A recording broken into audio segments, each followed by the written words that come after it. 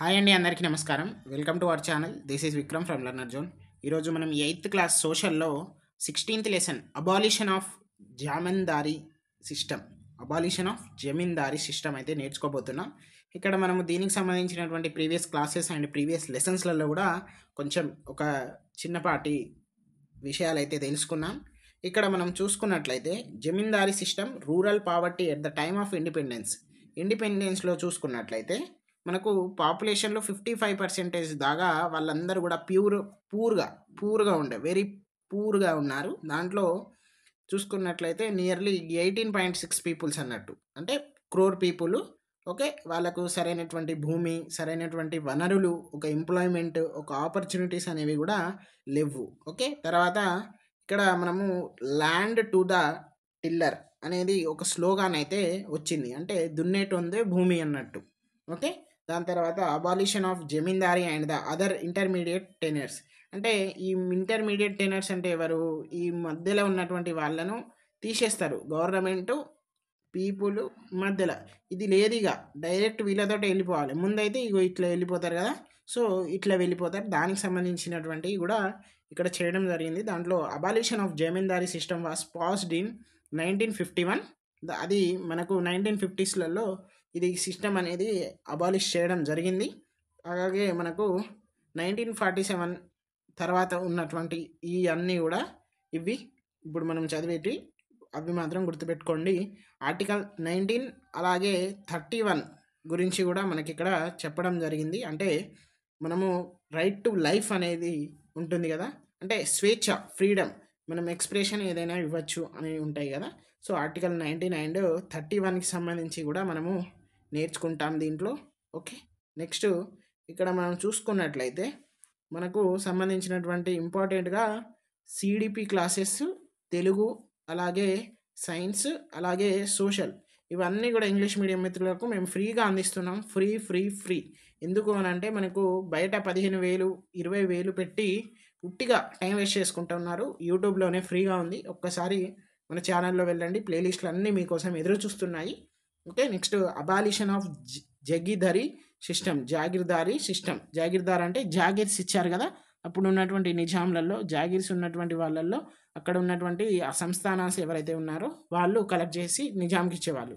దాన్ని కూడా అబాలిషన్ చేయడం జరిగింది, అంటే రద్దు చేయడం జరిగింది. హైదరాబాద్ టెనెన్సీ యాక్ట్ అనేది తీసుకురావడం జరిగింది. ఎప్పుడు అంటే 1950లో. ఓకే, ఇక్కడ టెనెన్స్ యాక్ట్ ఇట్ విల్ 15 ఆగస్టు 1949కి అయ్యింది. దీనికి అప్పుడు ఉన్నటువంటి జాగీదార్స్, తర్వాత ఏంటిది సంస్థానాసు అబాలిష్డ్, దాదాపుగా 995 అన్నీ కూడా రిమూవ్ చేయడం జరిగింది. గవర్నమెంట్, హైదరాబాద్ స్టేట్ గవర్నమెంట్, అప్పుడు హైదరాబాద్ స్టేట్ గవర్నమెంట్ ఉండే కదా, అప్పుడు బురుగుల రామకృష్ణారావు అయితే మనకి సీఎం ఉండేది ఆఫ్టర్ ద నిజాం. ఓకే, సర్ఫీ కాస్ అంటే వాళ్ళ యొక్క సొంత భూములు. తర్వాత ఇది రద్దుపరిచినాక పట్టాలు కూడా అందించారు. ఎవరైతే దున్నుతున్నారో వాళ్ళకు పట్టాలు కూడా ఇవ్వడం జరిగింది. అలాగే 60 ఇయర్స్కి సంబంధించినటువంటి, అంటే ఏంటిది అని అంటే అప్పుడు అక్కడ 1950 నుండి మళ్ళీ వెనక చూసుకుంటే 60 ఇయర్స్ వరకు ఎవరున్నారు అనేది కూడా వాళ్ళు చూశారు. ఆ హిస్టరీస్ అంతా కూడా చూసి వాళ్ళకు పట్టాసు, తర్వాత దున్నే వాళ్ళకు కొంచెము ట్యాక్స్, ఇవన్నీ కూడా తగ్గించడం జరిగింది. తర్వాత collection of land revenue, control over cultivated land, control over forest and waste lands, ఈ 3 అయితే తీసుకురావడం జరిగింది. వీటిని మనం బ్రీఫ్గా లాస్ ఏవైతే ఉన్నాయో వాటిని చూద్దాం ఒకసారి. All land owners were to pay taxes directly to the government. ఎవరు కూడా మధ్యలో ఇంటర్మీడియట్స్, జమీందారీ సిస్టమ్ అనేది లేదు కదా, సో గవర్నమెంట్కి డైరెక్ట్ పే చేయాలి tax. Okay, tenants were declare the owners of the lands. ఎవరు ఆ ఓనర్ యొక్క ల్యాండ్ ఎవరైతే ఉన్నారో వాళ్ళు మాత్రమే, కౌలుదారు ఎవరైతే ఉంటే వాళ్ళకు తగినంత ఇస్తారో వాళ్ళు మాత్రమే అక్కడ డిక్లేర్ చేస్తారు. Next zamindars would be the owners of their own కుద్కష్ land which they cultivated directly either through share croppers or labourers. ఇక్కడ జమీందార్స్కి కూడా కొన్ని ల్యాండ్ అయితే మిగిలింది. ఆ ల్యాండ్ వాళ్ళకి ఇష్టం వచ్చినటువంటి వాళ్ళకి ఇచ్చుకోవచ్చు.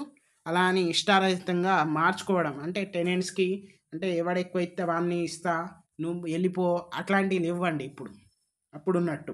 Okay, the new laws the government took over the waste and the forest lands held by the జమీందార్లో ఉన్నటువంటి ఎక్కువగా భూమి ఉన్నది కూడా గుంజుకున్నారు. గుంజుకొని గవర్నమెంట్ ల్యాండ్ అనేది చేసిండు. Okay. Next Hyderabadi tenancy act.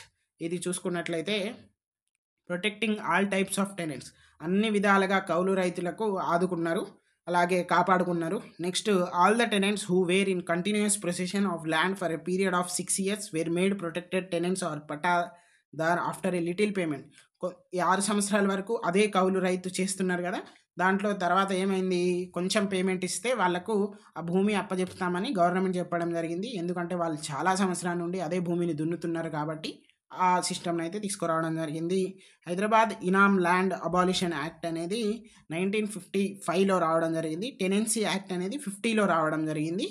తర్వాత జమీందారీ అబాలిషన్ యాక్ట్ అనేది 51లో రావడం జరిగింది. ఇదైతే గుర్తుపెట్టుకోండి.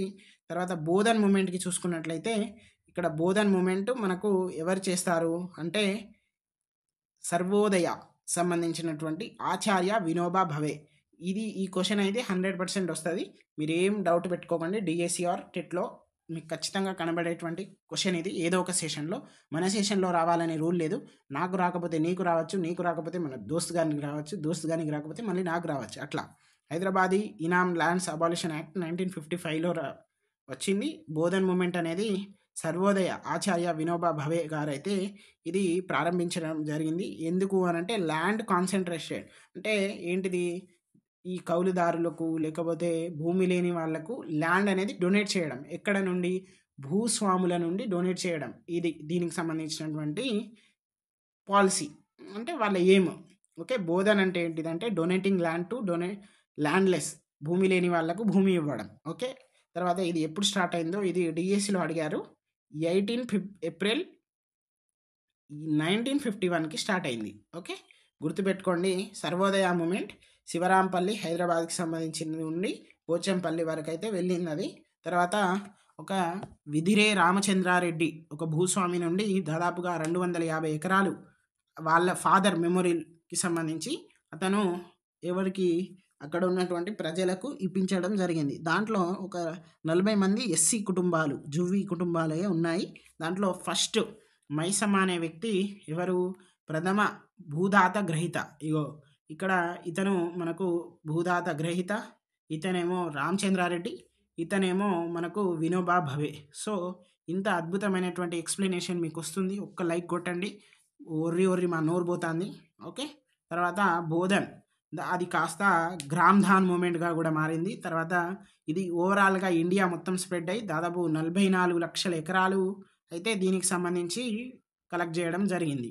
ఓకే. ఇంకొకటి ఇక్కడ మనం చూసుకున్నట్లయితే చెల్లపల్లి జమీందారు ఇక్కడ 2650 ఎకరాలు, 2650 ఎకరాలు అంటే 2650 ఎకర్స్ అతనికి షుగర్ ఫ్యాక్టరీ కింద అయితే చూపెట్టాడు. ఎందుకు అని అంటే గుంజుకుంటారు కాబట్టి.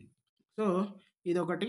తర్వాత మళ్ళీ ల్యాండ్ సీలింగ్ యాక్ట్ కూడా చేయడం జరిగింది. ఎప్పుడు అంటే 1972 నుండి 1975 వరకు, అంటే స్టార్ట్ నుండి ఇంప్లిమెంట్ అయిన వరకు అట్లా ఉంటుంది అన్నట్టు. నెక్స్ట్ ల్యాండ్ సీలింగ్ యాక్ట్ అనేది బై అసెంబ్లీ ద్వారా, ఎమ్మెల్సీస్ ద్వారా చేయడం జరిగింది. సెప్టెంబర్లో 1972లో ఇంప్లిమెంట్ అనేది జనవరి 1975లో జరిగింది.